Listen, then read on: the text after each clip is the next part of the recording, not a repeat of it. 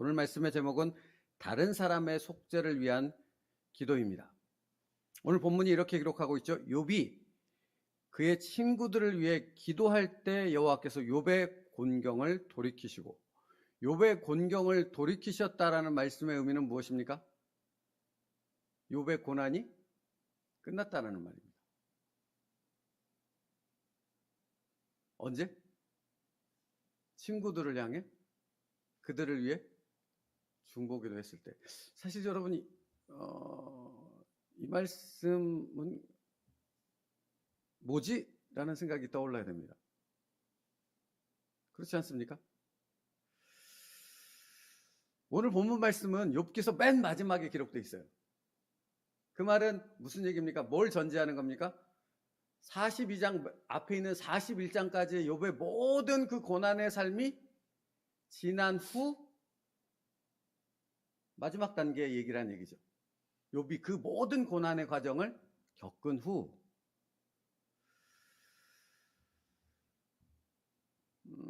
그러니까 앞에 41장까지 내용 가운데 욥은 얼마나 많은 고난과 역경의 시간들, 이해할 수 없는 그 고난을 직면하는 그 힘든 삶의 시간들을 보냈겠습니까? 욥의 고난을 우리가 잘 알지 않습니까? 무지막지하지 않습니까?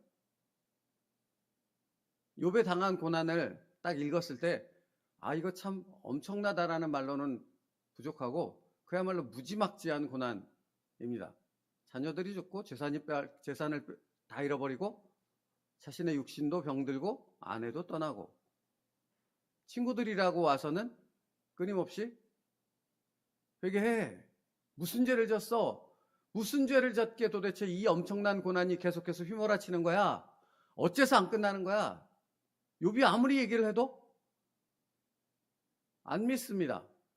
여러분, 그냥 자기가 당한 고난만 해도 견딜 수 없는 고난이 욥의 고난 아닙니까?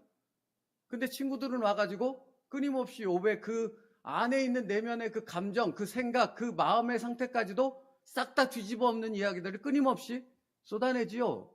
끊임없이.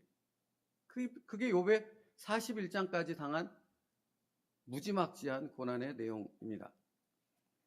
수없이 많은 밤을 뜬 눈으로 지새지 않았겠습니까? 어떻게 잠이 오겠습니까? 그죠?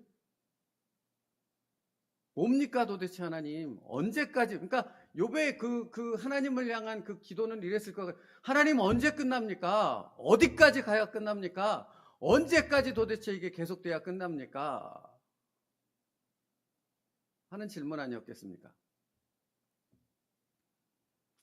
근데 놀랍게도 욥기서를 보면 하나님은 그 욥의 그 처절한 몸부림과 질문에 대해서 침묵하신다는 겁니다. 침묵하세요. 그러니까 그게 41장까지 아직 욥의 고난이 끝나지 않는 상황까지 욥이 직면했던 삶의 상황이었다라는 거죠. 그리고 오늘 맨 마지막에 욥기서 맨 마지막 장에 이렇게 기록하고 있는 것입니다. 욥이 그의 친구들을 위해 기도할 때 여호와께서 욥의 곤경을 돌이키시고 여호와께서 욥에게 이전 모든 소유보다 갑절이나 주신지라. 여러분, 그러니까 이 말씀을 읽으면 사람들은 어디만 보냐면 제가 늘 먼저 그 나라와 그 의를 구하라 그리하면 이 모든 것을 더하시리라 하는 말씀을 보면 어디만 봐요? 어디에만 주목해요? 이 모든 것을 더하시리라에만 주목한다는 겁니다. 그럼 여기서는 뭐에만 주목합니까? 사람들은 여호와께서 욥에게 이전 모든 소유보다 갑절을 주신지라에만 주목한다는 거예요. 근데 사실은 그 내용은 그렇게 중요하지 않습니다. 갑절을 주든 10갑절을 주든 100배를 주든 1000배를 주든 도대체 무슨 소용이 있냐고요. 어떤 면에서는 그렇지 않습니까? 그지요? 그러니까 사실은 이 말씀은 그 뒷부분이 아니라 앞에 얘기예요. 앞에 훨씬 더 중요한 내용을 담고 있는 거예요. 앞의 내용은 뭡니까? 욥이 그의 친구들을 위해 기도할 때 여호와께서 욥의 곤경을 돌이키시고. 그러면 도대체 하나님은 뭡니까?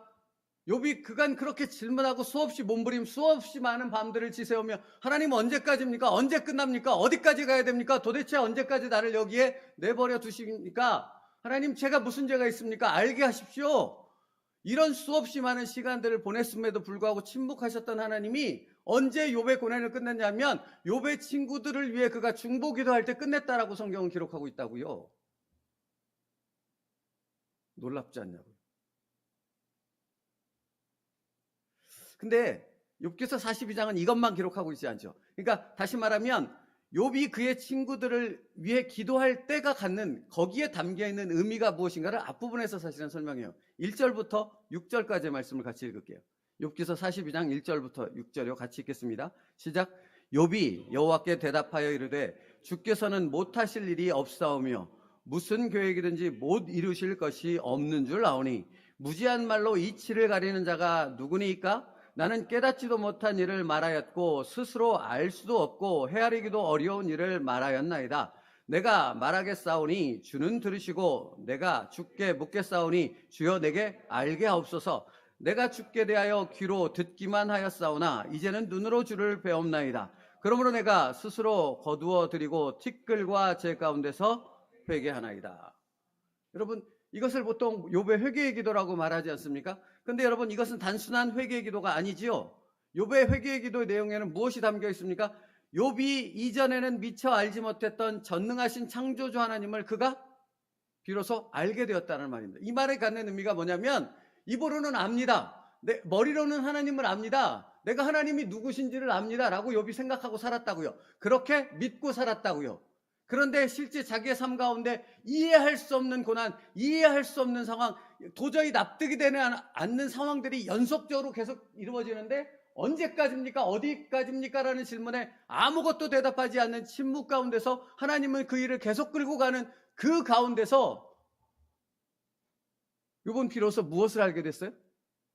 자기가 안다고 생각했던 하나님, 그러나 정작 알지 못했던 하나님을 알게 되었다고 고백하고 있다라는 거예요.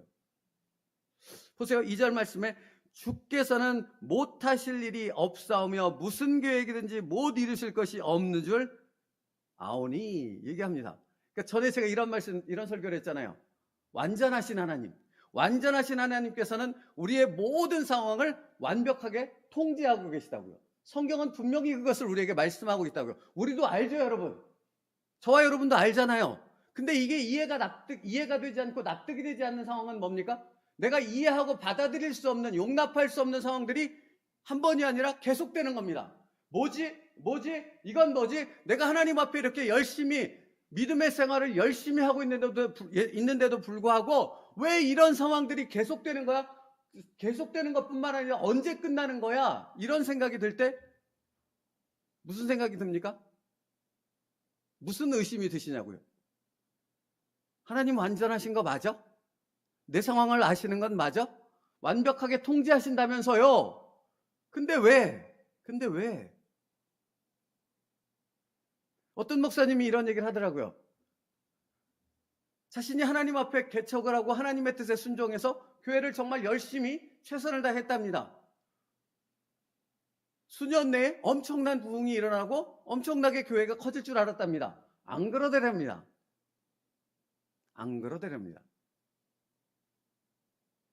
교회를 개척해서 해보니 안 그렇더라고요. 저는 그 목적도 그런 생각도 하지도 않지만 안 그렇더라고요. 엄청나게 폭발, 내가 하나님 앞에 서 있으면 하나님께서 그런 역사들을 이루실 거라 생각이 드는데 그런 엄청난 폭발, 숫자적인 어떤 그런 외적으로 보이는 그런 것들이 안 일어나더라고요. 뭐죠?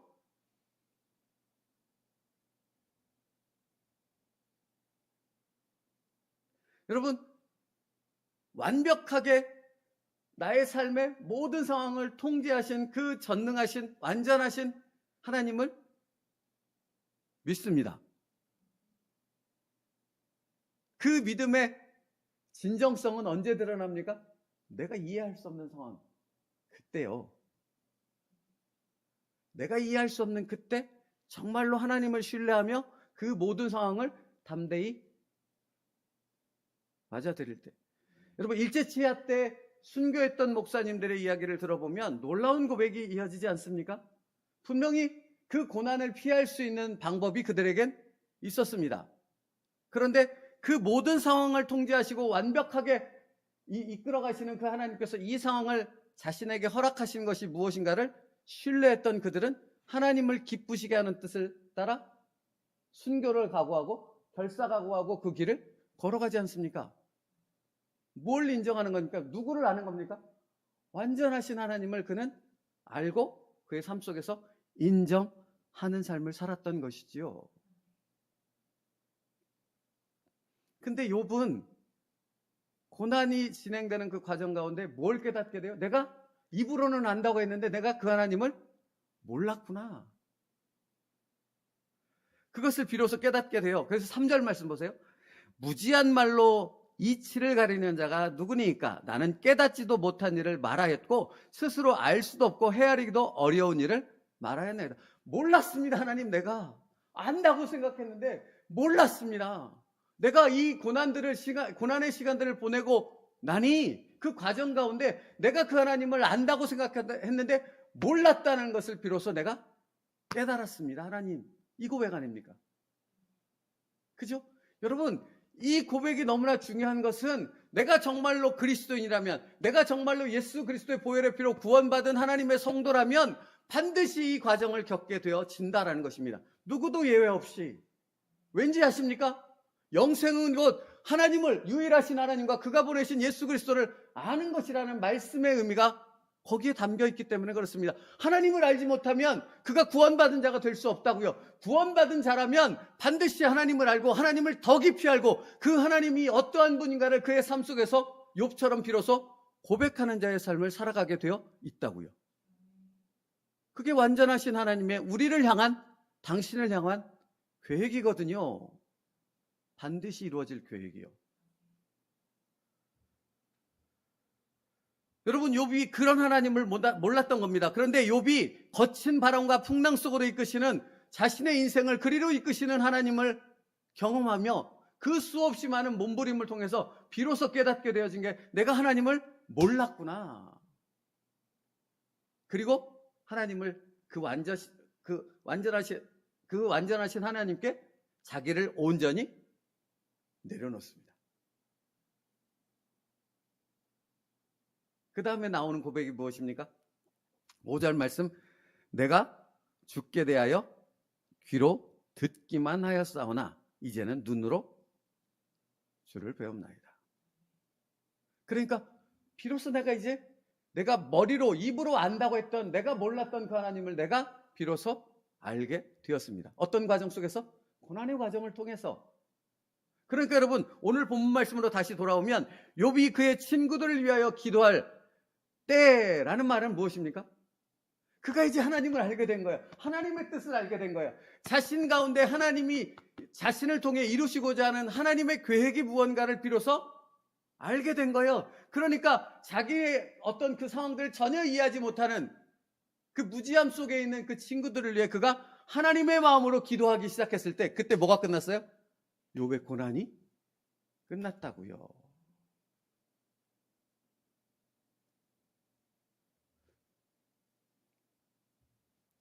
완전하신 하나님, 자신의 삶을 완벽하게 통제하시는 분이심을 비로소 제대로 알게 되었을 바로 그때 욥의 고난이 끝났다라고 성경은 기록하고 있다라는 것입니다. 여러분, 욥이 알지 못했던 하나님을 욥의 세 친구는 알았을까요? 모르지 않았겠습니까? 그를 위한 그 하나님의 마음으로 그들을 위한 중보 기도가 욥의 입에서 시작되었을 때 욥의 고난이 끝났다는 겁니다. 그러니까 단순히 외적으로 어떤 고난들이 끝났다 그런 의미가 아닌 것이고, 어떤 삶의 어떤 과정들이 일어나도 이제는 욥이 언제입니까? 어디까지입니까? 도대체 언제까지 일을 하실 겁니까? 이런 하나님을 향한 원망과 불평이 없는 거죠. 왜 없습니까? 그냥 그 완전하신 하나님을 신뢰하니까요. 우리의 삶을 이끄시는 하나님은 동일하게 우리를 이끌고 가고 계시다고요. 어디까지 도대체 하나님이 이렇게 하시렵니까? 여러분, 늘 넘어지고 시험에 들고 좌절하고 그냥 원래 상태로 되돌아가는 그런 사람들의 모습을 보면 뭐가 없는 겁니까? 뭘 모르는 겁니까? 자신의 삶을 완전하게 통제하시는 완벽하신 하나님을 안다고는 생각하느나 모르는 거지 않습니까? 그러니까 다시 돌아가 버리는 것 아닙니까? 에이, 다 싫어. 이런 하나님 안 믿어. 다 필요 없어. 이렇게 되는 것 아닙니까? 그런 나 아닙니까? 그런데 여러분, 하나님은 그런 나를 포기하지 않으십니다. 그리고 어디로 이끌고 가요? 하나님을 아는 자리까지 우리를 이끌고 간다고요. 끊임없이. 그때 그 하나님을 비로소 알게 되어졌을 때 욥의 얘기처럼 이제 내가 주께 대하여 귀로 듣기만 하였사오나 이제는 눈으로 주를 배웁니다 라는 고백으로 나아가게 되어졌을 때 우리의 모든 삶에 일어나는 것들은 하나님 안에 있다라는 사실을 고백하는 믿음으로 성령으로 충만한 삶을 살아가는 내가 되어진다라는 것입니다. 그러면 더 이상 고난은 고난이 아닌 거죠. 고난이 내게 유익이라. 고난이 내게 은혜로라.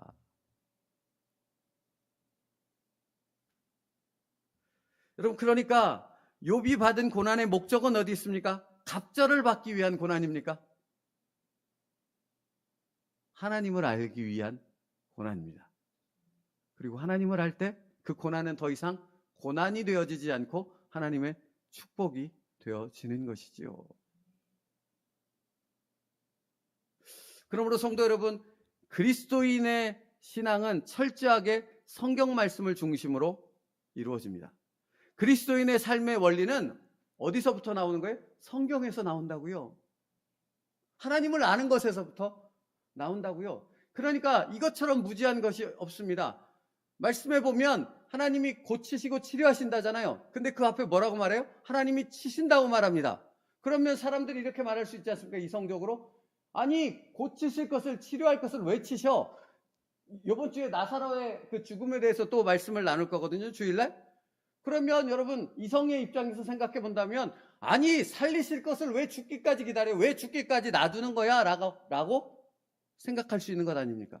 그렇게 반문할 수 있는 것 아닙니까? 왜 그런 허비적인 일들을 하십니까, 하나님? 왜 그렇게 소모적인 일들을 하십니까? 쓸데없는 일들을 하십니까? 아니요, 그렇지 않다고요. 그게 뭐예요? 그게 하나님을 제대로 아는 방법이라고요. 여러분의 인생 가운데 이해할 수 없는 일을 만났을 그때가 정말로 하나님을 만나고 하나님을 대면할 수 있는 기회라는 사실을 분별할 수 있는 여러분 되어지길 축복합니다. 그때 비로소 하나님 앞에 나가, 하나님이 이때입니까? 이때를 위해서 나를 여기까지 인도하셨습니까? 지금 이때 내가 이해할 수 없는, 용납할 수 없는, 내가 받아들일 수 없는, 내가 전혀 견딜 수 없는 이 모든 상황 속에서 내가 하나님을 대면하게 하여 주시옵소서. 그게 진정한 신앙인 것이죠. 그러니까 챔버스 목사님의 얘기 좀만 하고 말씀 마칠게요. 자기 감정에 도취된 기도, 자기 중심적인 병적인 기도, 자신을 의롭게 보이려는 기도는 성경에서 결코 찾아볼 수 없습니다. 스스로의 힘으로 하나님과 바른 관계를 맺어보겠다고 애쓰는 것은 속죄에 대해 반역을 일으키는 것입니다. 여러분, 하나님을 아는 것은 오직 예수 그리스도를 통해서죠. 그 말이 갖는 의미가 뭐예요? 하나님을 아는 것은 하나님의 인도함 속에 내가 내 자신의 모든 인생을, 내 전 인생을 의탁했을 때 그때 하나님을 알아갈 수 있다고요. 내가 무언가를 해서는 아무것도 안 된다고요. 내가 하나님을 알려고 길을 쓰고 내가 하나님을 알려고 내 의지와 노력에만 집중해서는 아무것도 되어지는 것이 없지만 나의 삶을 인도하시는 완전하신 하나님 앞에 나를 의탁했을 때는 하나님을 아는 깊은 영적인 세계를 경험하게 되어진다라는 것입니다. 그러므로 여러분, 이것을 고백한다면 여러분의 삶에 어찌 하나님 앞에, 어제도 제가 그런 말씀을 드렸지만 어찌 하나님 앞에 안 물을 수 있겠냐고요. 묻지 않고 어떻게 나아갈 수 있겠냐고요.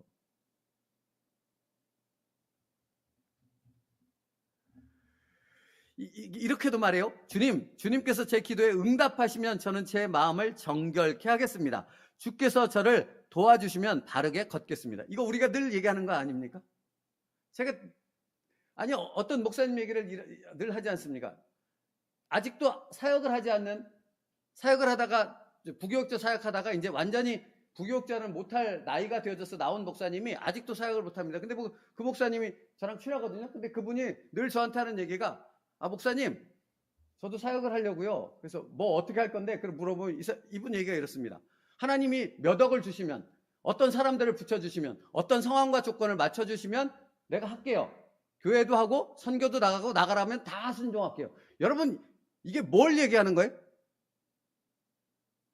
하나님을 모른다라는 얘기 아닙니까? 목사인데 하나님 몰라요. 하나님을 전혀 모르는 거죠. 여기 얘기하지 않습니까? 주님, 주께서 제 기도에 응답하시면 저는 제 마음을 정결케 하겠습니다. 주께서 저를 도와주시면 바르게 걷겠습니다. 아니요, 그렇지 않다고요. 그렇지 않다고요. 모든 요청을 내려놓고 모든 노력을 멈추십시오. 자신을 주의 손에 완전히 맡기십시오. 그때 하나님을 알게 됩니다. 그리고 하나님이 모든 일을 내 삶에서 이루시는 하나님의 역사를 보게 되어집니다. 그게 하나님이십니다. 그러면 중보기도가 뭡니까? 오늘 제목이 다른 사람을 위해 기도하라는 중보기도에 대해서 말씀하는 거지 않습니까? 중보기도는 무엇을 의미해요? 지금 내가 급하지 않습니까? 내 일이 급하지 않습니까? 내 자식이 급하고 내 상황이 급하고 내 삶이 급하고 내 가정, 내 교회를 위해서 기도해야 될 것이 지천에 가득하지 않습니까? 다른 일을 위해서 기도하랍니다. 다른 것을 위해서 먼저 하랍니다. 하나님은. 왜요? 그게 하나님을 아는 자만이 순종할 수 있는 일이거든요. 아니, 여러분, 저희 교회가 아직 개척교회고 뭐 저희 교회 건물이 있습니까? 뭐가 있습니까? 재정도 없습니다. 늘 말씀드리지만 그럼에도 불구하고 끊임없이 하나님의 축복을, 하나님의 은혜를, 하나님의 물질을 흘려보내는 일을 개척부터 지금까지 멈추지 않습니다.